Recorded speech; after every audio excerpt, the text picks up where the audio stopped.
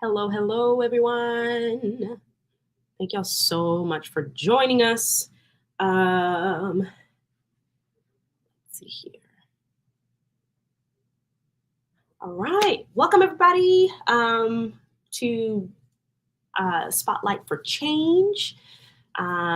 We are so excited that y'all were willing to spend your Thursday evening with us. My name is Lois. I am a Hauser's Fellow and a member of Texas Tenants for Change. Um, Texas Tenant for Change, I mean, we are comprised of renters, concerned neighbors, and organizers across Texas who want to see better protections for tenants and ultimately equitable housing for all. Now, in the series Spotlight for Change, what we hope to do is spotlight some of the biggest issues surrounding tenant rights and discuss ways we can solve them through policy change. We have discussed evictions in the past and we have discussed repairs. Today's topic is on privacy for tenants. We are so excited to have some incredible guests lined up for this conversation. First on the docket is Kayla Miranda, who is a tenant and has been so generous to share their experience as a tenant and specifically highlight privacy as it pertains to being a tenant. So welcome, Kayla. Hi, how's it going? It's going good. How are you? Oh, fantastic. I'm so grateful for you. Thank you so much for sharing your time. Can you please briefly introduce yourself and tell us a little bit about yourself? Sure.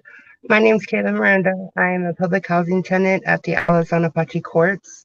I became a tenant organizer when I was being illegally evicted from my unit, and a lot of other tenants were having the same issue. And we got together and we fought back, and then we later fought to stop the demolition of our complex, and we won. So it was a lot of work, a lot of people, and it was really great. We formed a Coalition for Tenant Justice, and I'm uh, a founding member. And with the coalition, we continue our tenant organizing across San Antonio. Fantastic. Can you briefly describe your experience as a tenant? I mean, you've briefly shared here like how you've come to tenant organizing due to an attempt to illegally evict you. Um, so can you tell us a little bit more about like your experience as a tenant? I mean, how long have you been a renter? And how what has that relationship with landlords look like over the time as a tenant? Well, my family were always renters growing up, and there was always a bad relationship between my parents and the landlords. We moved almost every year to a new property. And as I became an adult, I rented market rate apartments, and I had several issues, mostly surrounding maintenance, and then, you know, fees, and just the lack of respect for being a renter, and that's at market rate. I later became a homeowner, and then my house was foreclosed on, so I was homeless for about a year and a half and living in motels, and then I got my public housing unit. Um, and as a person who never lived in public housing my entire life, and someone who comes from, you know, a middle class family, although it was the lower end of middle class, just the way that public housing tenants are treated, it was a shock to me. It was a shock to my system. I was never used to what I experienced going into public housing. Um, the way that they question everything, having someone go through your bank statement and asking you every single thing that is charged on your account. Why is this money going here? Why are you doing this? If you can't afford to pay rent, then how can you afford this, this, and this? And coming into your unit without any notice. And I've had maintenance workers come in while I'm in the shower, and once a HUD inspector, the inspector came in and I was in the bathroom in a towel, and they refused to leave my unit so that I can get dressed. They said I either had to do the inspection right then or it was a lease violation. And that's their answer to everything. It's a lease violation. You're going to get kicked out. You're going to lose your place if you don't do what we tell you when we tell you how we tell you to do it. And that was just a an extremely traumatizing experience. Yeah, I'm so sorry. I mean, I wonder how many more people can relate to that kind of experience of people, putting the security of your home over your head in an effort to like violate your privacy. I mean, and that is kind of the conversation we're having right now around privacy. It's like, as how can we build more protections so that tenants have a right to privacy? And so um, those experiences are terrible and truly amplify the magnitude of why we need to make sure privacy is something that is a right and it's protected. Yeah. Exactly. Yeah. Has They I'm sorry, go ahead. the way that it is in Texas is either the laws slant more towards the property owner. So, in most censuses, they care more about the property owner being able to, come in and out of their own property rather than the renter who's paying, usually good money for the use of that space. So it, it's it's the one business where the customer is not always right. You look at any other business, and that's what every property owner will say is, this is a business, this is a business, this is my income. They want to treat it as a business, but then it's not treated as a business because the customer is not right. They don't respect the customer. They completely disregard us as a customer. So I'm curious, how did you come to organizing? I mean, what after time and time again of seeing um, uh, these aspects of your rights being violated? I mean, how did you come to organizing with other tenants? I always say that my neighborhood association, and it is a neighborhood association. It is not a homeowners association. Um, it is only the people that actually live in the area, and not the owners of the property and not the businesses. They can be non-voting members, but they can't be voting members. So they led me into it. But I always say that they kind of like rode me out to the middle of the lake and just dropped me in and told me to sink or swim because that's kind of how it happened. But I was one of the few people who was willing to take the backlash when it came to speaking publicly about it, because retaliation is a thing. It is very real, and people are very scared of it. And I wasn't, and I'm still not. Like, yes, there's been a lot of retaliation, but I'm like, bring it. That's what I'm talking about, Kayla. Come on.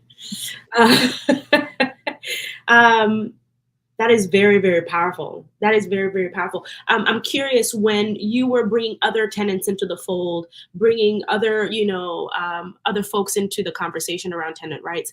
How were y'all framing the conversation around privacy? All of our conversations, whether it was privacy or maintenance issues or racism or discrimination, it all started with us going to the residents, especially, me as another resident, saying, I'm a resident too. I'm experiencing these issues. How about you? Or what are some of the things that you have issues with? And opening that conversation to them so they can tell you what's wrong. Not everyone's going to have the same story. Some people, they have no issues, they don't have any problems, and other people's have, you know, 10 pages worth. It just varies from tenant to tenant. And sometimes people don't notice. They're not really paying attention to, you know, sometimes it's pretty subtle, the disrespect, and they didn't really notice it. what you're saying is so true though, Kayla, in that like the experience and perspectives and stories of tenants are some of the most powerful ways of reaching other tenants and bringing them into the fold, as far as like organizing and inviting them into the conversation to take action towards change. And so with that, I'm very, very grateful for you sharing your experience. And I mean, I feel inspired by your tenacity and your courage. And I'm going to hold that and have that be what is galvanizing and moving our work with Texas Tenants for Change. So I appreciate you so much for your time, Kayla. Thank you so much for joining us this evening. Thank you for having me. Absolutely, absolutely.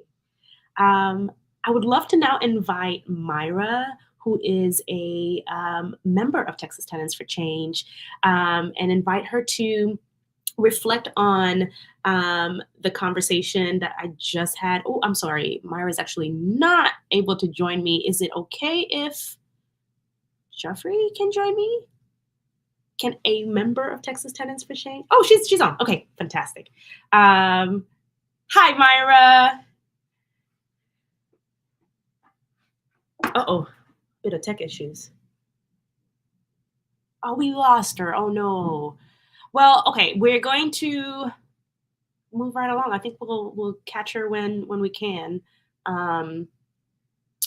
We'll catch her when we can, so we can reflect on that powerful conversation. Oh, hey, Myra. Okay. I'm sorry, I'm having problems with my internet, so I just stepped outside. All is well. Okay, good All to is see you well. guys. Good to see you too. Okay, so Myra, we usually do these conversations right after a guest, and I was kind of wondering what your thoughts were in hearing Kayla's experience. It was pretty dramatic. I mean, I have seen working with the Texas Tenants Union, you see a lot of different things when it comes to right to privacy. That's, it's just incredible how the landlord is just able to, just pretty much violate your space and making you feel like that you're under scrutiny all the time, and that they have control over who can go in and out of your apartment, and I always think about, what if, would they just let anybody have a key to their house and let them come into their home at any point in time, and not be, invited? So, the right to privacy is one of those things that, a lot of people don't know, that they don't have a right to privacy in their own apartment, and that landlord can come in at any time that they want to. I did have a incident. My brother has a camera that was inside of his apartment, and he saw one of the maintenance guys just coming into the apartment, and he had not put in a maintenance request, and he was just walking around looking at his stuff in his apartment, and he took it to the office to show them, hey, what is this maintenance man doing in my apartment? Why is he looking around? And of course, the maintenance man got fired. But, if he didn't have a camera in his apartment looking at his stuff, he never would have known that somebody had been in there. And so while I mean, what I'm hearing though, Myra, is that while Kayla's experience was quite drastic, you know what I mean, from not only privacy violations but also other aspects of like her tenant experience, it's not that abnormal. Like it's relatively commonplace, right? Like it's relatable in that like other people really have experienced the same thing to a certain extent, right? And so I am also very deeply inspired by just how that prompted her to take charge. You know what I'm saying? That prompted her to organize. So I am really got a chance to hear from her. Anyway, Myra, I am going to invite our next guest. Thank you so much for taking the moment to reflect with me. Sure. Appreciate you so much. Okay, thank you. Of course. Bye. Our next guest is Vel Rasic, and I'm really hoping that I'm pronouncing that correctly. Am I pronouncing it correctly? Yes, you are. Hello, Lois. Hello, Vel. Thank you so much for joining us, and thank you so much for your time. So, I would love for you to briefly introduce yourself and the work that you do. So my name is Velimir Rasic. I'm an attorney with Lone Star Legal Aid. We're a civil law firm and assist low-income clients with a variety of civil legal issues, including housing, public benefits, family law, consumer and bankruptcy, really most areas other than criminal. I work in the fair housing unit and mostly work with low-income tenants, including impact litigation involving subsidized housing like HUD funded housing and eviction defense. Fantastic. Um, I have a short presentation on tenant privacy rights, but I would first like to note that this is not intended to be legal advice. Anyone with a legal issue should contact Lone Star Legal Aid or an attorney of their choice. I will only be providing general information. Fantastic. Without any further ado, please go ahead and take it away. Okay, so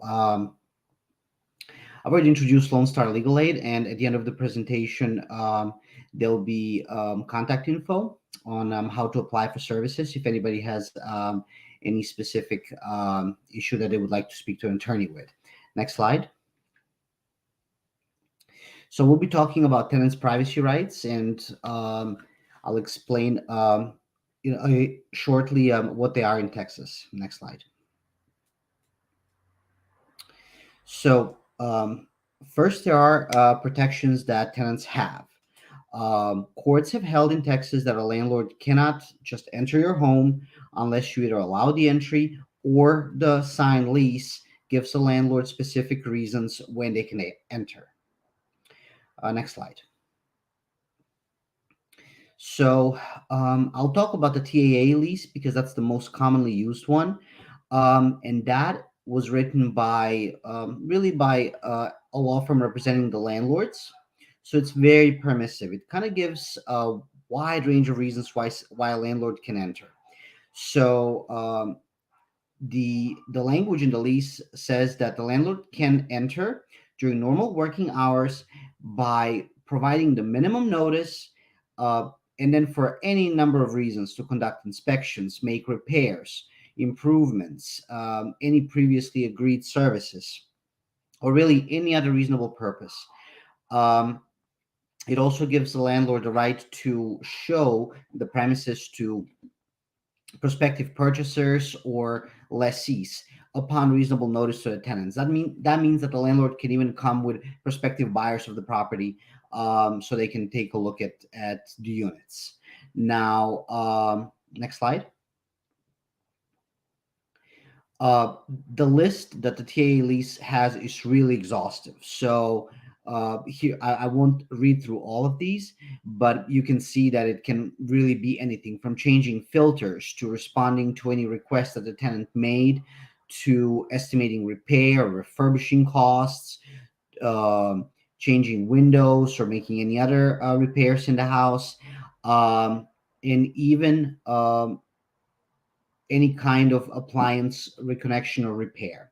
Now, even if there is no specific provision in the lease that a tenant signed, the landlord can enter to leave, say, an eviction notice, for example, for non-payment of rent. Next slide. Here's more reasons like cutting off electricity or removing unauthorized animals. Those are all reasons that the TAA lease allows.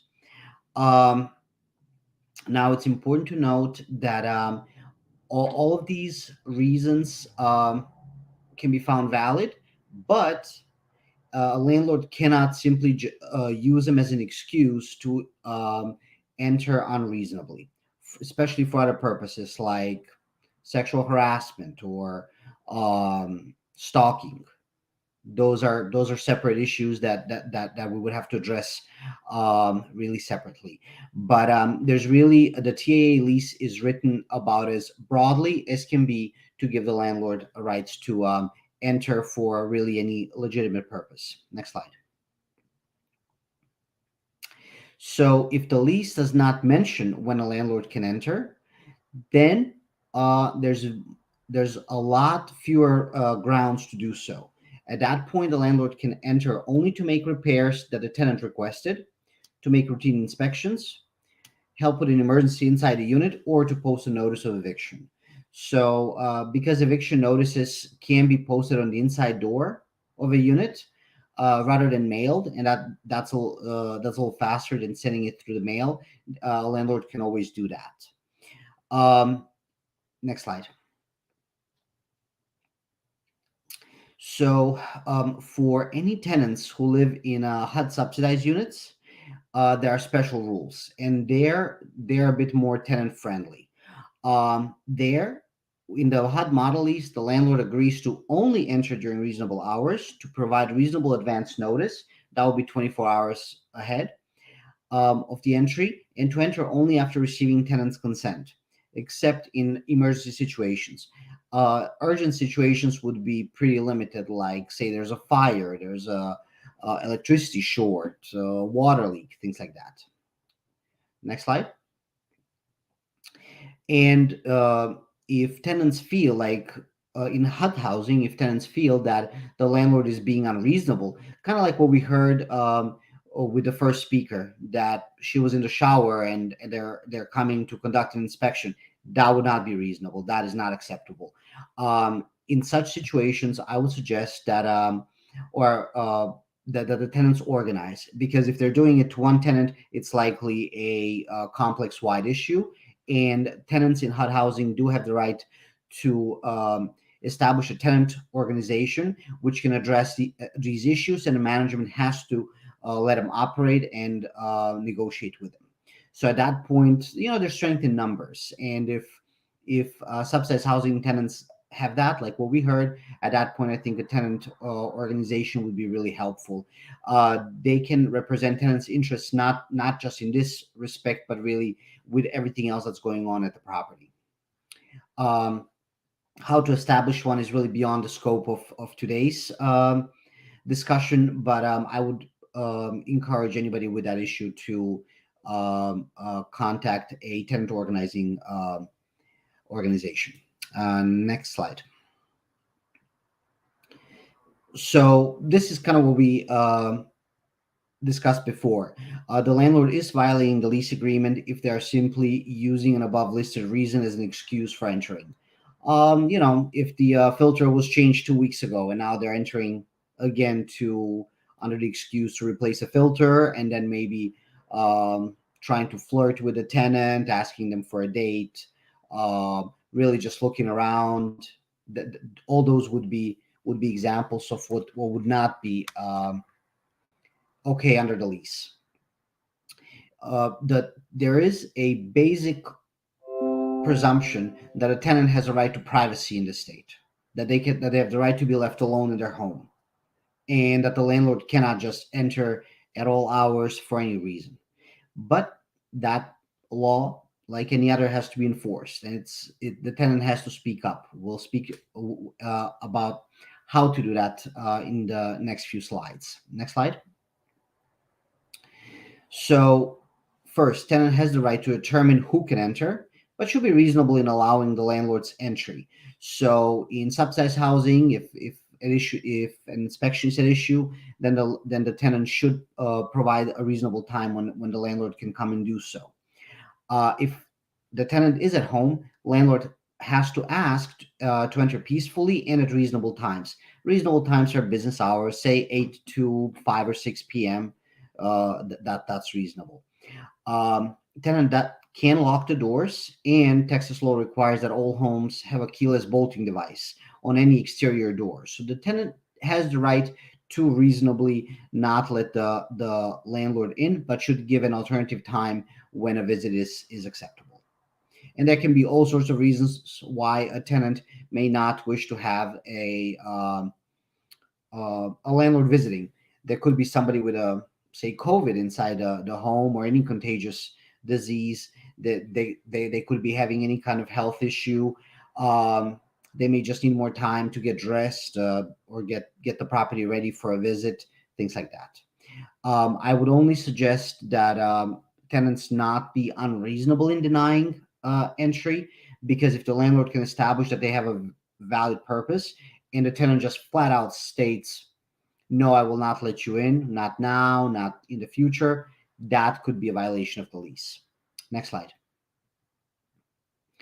Um, Now, commonly, landlords, the best practice is for landlords to give advance notice.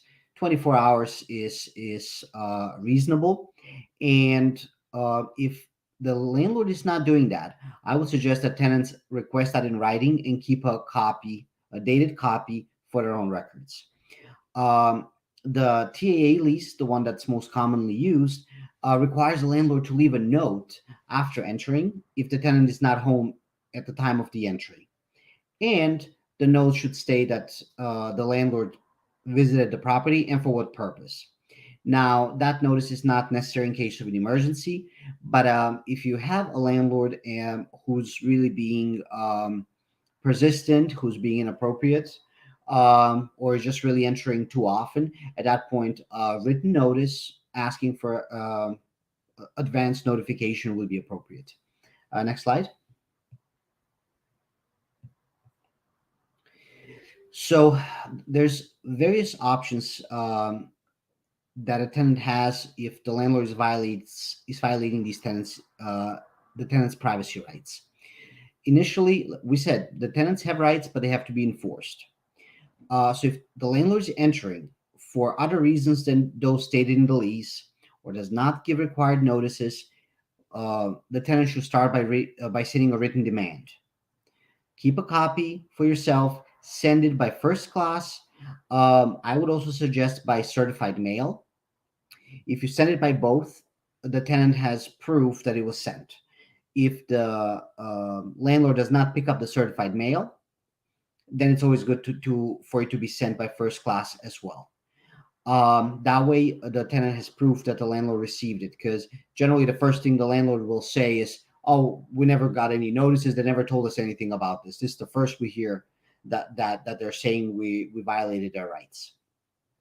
So the tenant should send a letter saying, "On this and this date, you've entered. This violates my rights. Please do not do so anymore."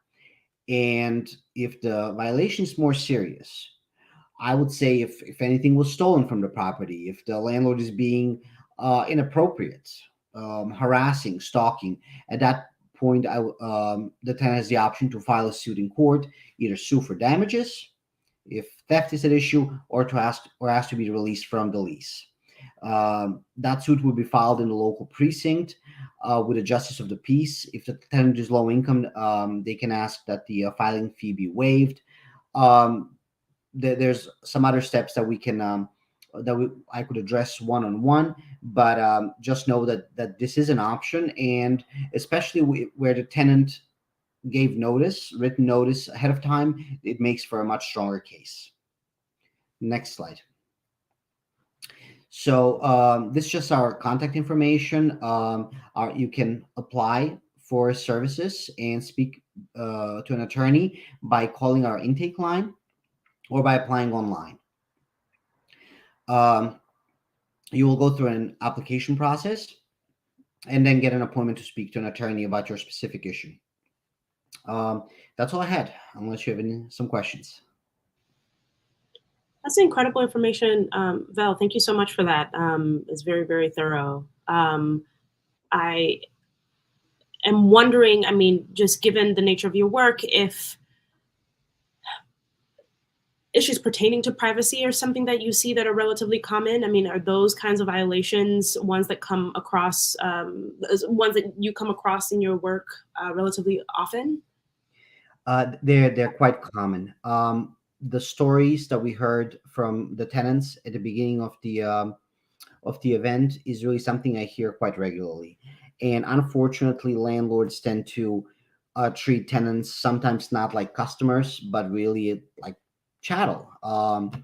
they'll say exactly that thing. This is our business. Well, yes, it's a business, but you also have customers, and customers have rights. So it's important for tenants to be vigilant and to speak up. If they don't speak up, you'll get landlords who get increasingly bold. That is why courts exist. That is why these laws exist that protect tenants, and they can really hit the landlord where it hurts. Uh, Fines are available, attorney fees, uh, to discourage this type of behavior. But it's very important to be aware of your rights, because landlords have that a bit of a built-in advantage that they deal with tenants every day, and for tenants it's their life, it's their home, and they can be scared to speak up. But you absolutely have to be vigilant about protecting your rights. Well, thank you so much, Vel. I really do appreciate you. Thank you so much for your time and your insight. Um, I am going to move the conversation along with our next guest. We have heard not only from a tenant, but now from Vel, who has a legal background, and now we're going to talk to Julia. Hi, Julia. Julia, can you briefly introduce yourself and the work that you do? Sure. So my name is Julia Arduña. I'm the South Texas Regional Director, Southeast Texas Regional Director at Texas Housers. I'm located in Houston, Texas, and I've been with the organization a little over 3 years and focusing on disaster recovery, tenant issues, all the things that happen in Houston. And we're grateful to have you. I am actually quite curious how you came to this work. Was it a personal experience? How did you arrive here? Sure. Yeah. So I actually had a friend that was in our previous communications position, and just happened to say, we're looking for someone on the border. I was living in Laredo, Texas at the time. I did a lot of cultural organizing, just a lot of organizing within my own city. And I do have a master's in public administration, and they were looking for someone to continue some of the work on the border. And so they said, I have this friend. And as we were continuing to talk, they said, you know what? We've got this work in Houston. Are you interested in moving and continuing your organizing in a different capacity? And I said, of course, I'm for it. So let's go. Come on now, organizers in the work. I love it. So we have heard a little bit about, we've heard the story of a tenant, right? And they've shared their experience not only more broadly, but also as it pertains to privacy. We've also heard from Val, who has kind of given us insight to what a tenant should be or renter should be thinking through as far as like their protections and their legal protections, really the protections that they have under the law. I wanted to expand our consideration around privacy a little bit, because oftentimes when we talk about it, it's centered around a landlord entering a unit, right? And breaching that very serious, sometimes even with health, safety and health ramifications, right? But how can we broaden our understanding around privacy, specifically as it pertains to for tenants? Yeah, thanks. And outside of being a tenant of school housing and then being a tenant of my parents, I have been a tenant all my life. And your tenancy starts even before you apply, this breach of privacy, because there are lots of things that go into the application process.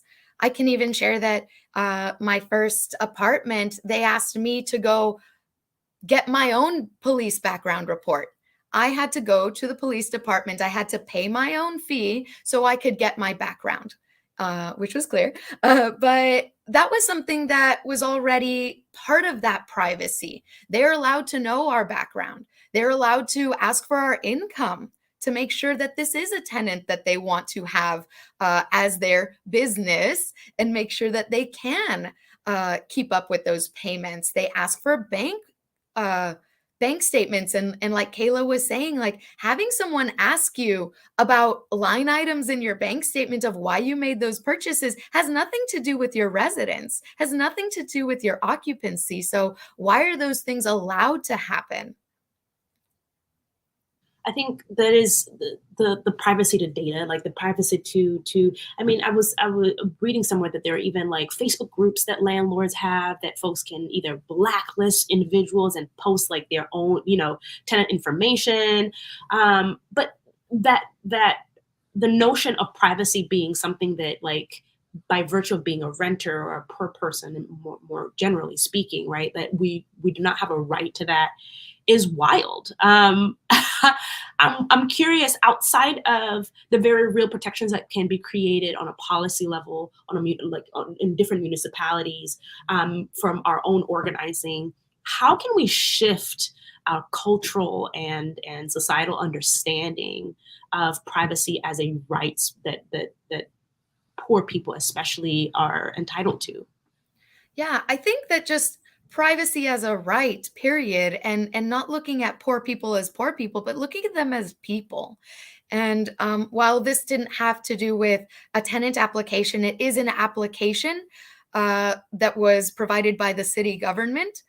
It was an application for a program. And if someone claimed that they didn't have income, there was a document that they were asked to put together. And the document said, do you have a cell phone? How do you pay for it? Do you have a car? How do you pay for it? Do you eat? How do you pay for that? So that in and of itself, we're asking poor people to stand up this evidence to show, yes, I have an income. Yes, I am valued. Yes, I can do these things. Yes, I should have privacy. These are all things that should be a right. And so I think as we're thinking of it as rights, it is things that we just need to push for and push towards to say, how do we change the system that has been created for the benefit of the landlords to benefit the tenants and benefit the renters? Like Val was saying, like this lease was written for landlords. These ideas were written, as Kayla was saying, for businesses. And if we're talking about a business standpoint, then I think, as myself being your customer, I should also be able to understand who you are, what your practices are, where else you spend your money. And so I think one of those things, one of those tools that unfortunately we don't have in Texas, but in other places like New York City does have, is a landlord registry. I think just like in shifting this a little bit, like if I'm applying for a job and I'm being interviewed, I'm also interviewing the person I'm applying to. I'm also interviewing my landlord. I want to make sure that they are going to take care of me. And so having that type of tool as tenants, a landlord registry that I could go in and say, what other units does my landlord own? What else are they doing? And can we even bring it back home in saying that there was a developer here in Houston, Texas, that has a low-income housing tax credit property, a development that has low-income people, that was asking for more money from the government in tax credits and in city and county funds. And then we found out that the other development that is up and running had bad maintenance, did not have AC in the middle of July. So how is it that these landlords can get away with all these things, get more money, and let their tenants fall by the wayside? Where are these protections? How can these tenants call on the city, call on their government, call on their landlord to make sure that they are not doing these things and that we are actually listened to and our privacy and our rights are respected? And landlord registry, I feel like that would make for that level of transparency would be such a powerful intervention, because you're right. I mean, like, we don't get to ask a landlord for references. Like, we don't get to ask, for like a litany of their experience or their track record as a landlord. And so therefore, to that level of, it's not even privacy at that point, it's secrecy. Yeah, we're just trying to even the playing field here. Right. But yeah, no, I mean, this is it's so important, I think, especially as we're building not only new imaginaries around equitable housing, but also like trying to find very concrete language that pushes the envelope forward on a policy level to also keep an expansive understanding of the issue. I think it's very clear and evident that, you know, entering a unit without permission is a violation of privacy, and it's very easy to then create parameters around that. But I think what this conversation at least is affording me, and hopefully it's being impressed on folks who are joining us today, is that an expansive consideration of privacy for renters is something that we all need to be holding and really, you know, internalizing. Yeah, definitely. And I think, you know, the system was created to make this business flourish.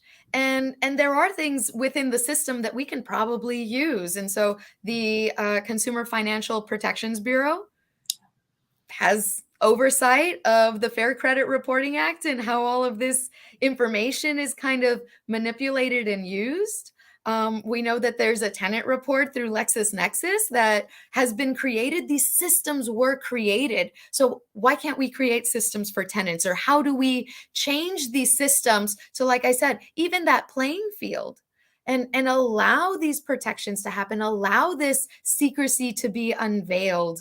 And I mean, yes, thinking about some policy interventions, like I think those things play in tandem with this. Like I think eviction ceilings, sealing those records, that even though someone does not get evicted, the fact that they were filed against comes out in their record. And then all of this is the Protections Bureau collects all this information, and they're the ones propagating this. So how do we change the system, and how do we ask these systems to change?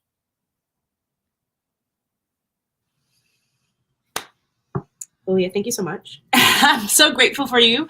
I am not only grateful that you shared your time, but that I'm in community with you, that I get to, you know, witness and see your work. And so thank you for joining us today. I would love to invite Jeffrey, who is part of the Texas Tenants for Change. What's up, homie? How's it going? I am doing well, and how are you doing? I am fantastic. I mean, it is, I'm doing well in the body. I am having a ton of thoughts though. I am very deep in thought. I mean, I'm curious, what are your reflections of the past two guests that we just had? I mean, from Vel's presentation to Julia. Generally speaking, it kind of shows how stacked in favor the deck is for landlords specifically, and the position a lot of tenants are in.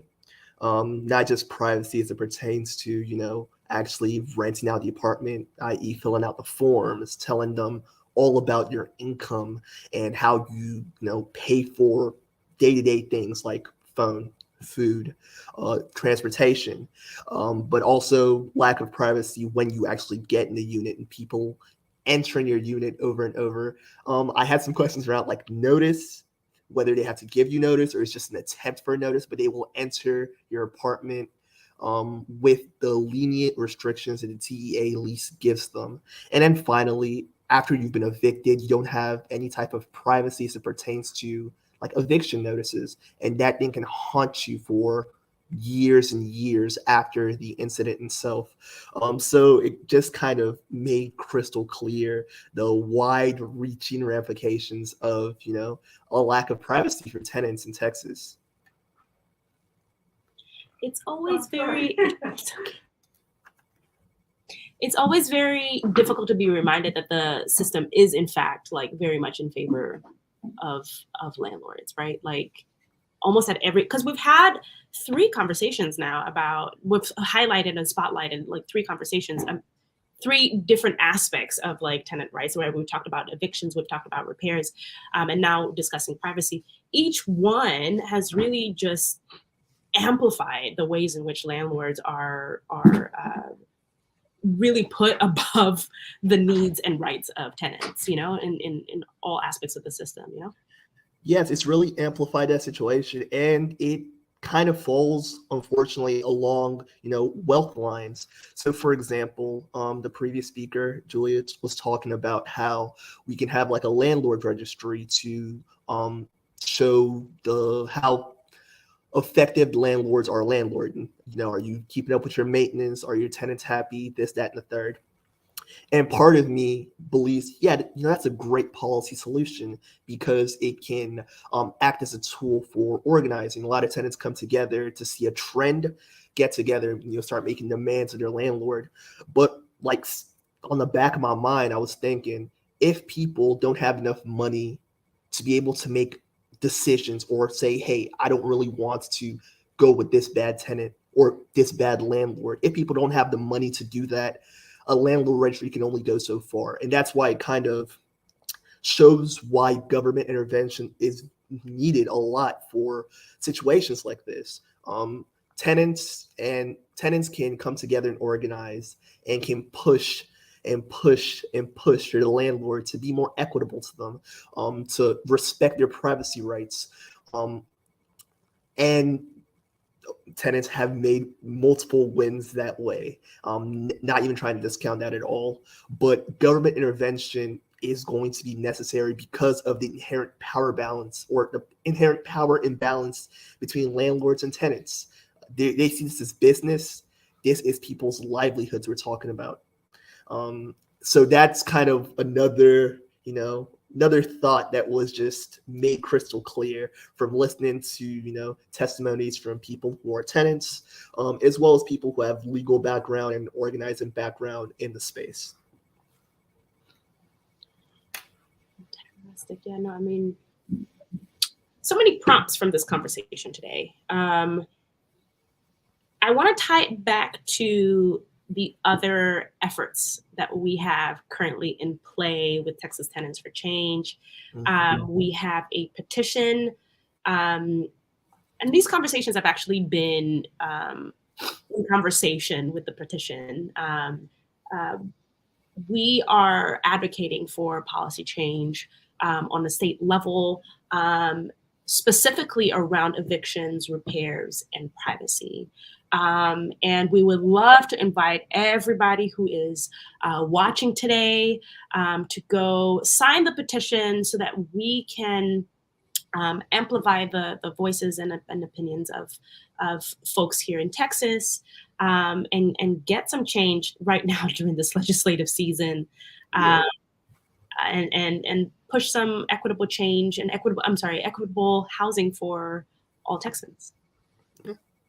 Yeah, so please, I would like to invite everybody to go to texastenantsforchange.org and find the language that we have drafted up and sign the petition, and continue engaging these topics with your loved ones, with your friends and community. And yeah, please feel free to reach out or connect with us on Facebook, on our Facebook page. And yeah, any final thoughts, Jeffrey? Any parting thoughts? Generally speaking, if y'all can help us out, sign that petition is very, very important.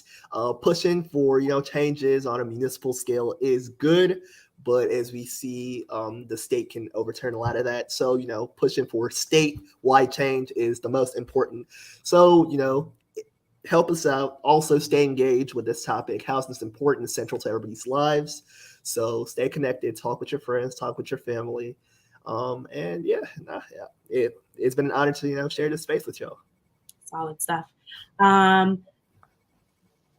So yeah, if folks want to also reach out via email, y'all are welcome to reach us in the email at contact@texastenantsforchange.org. That was, I got multiple ats right there.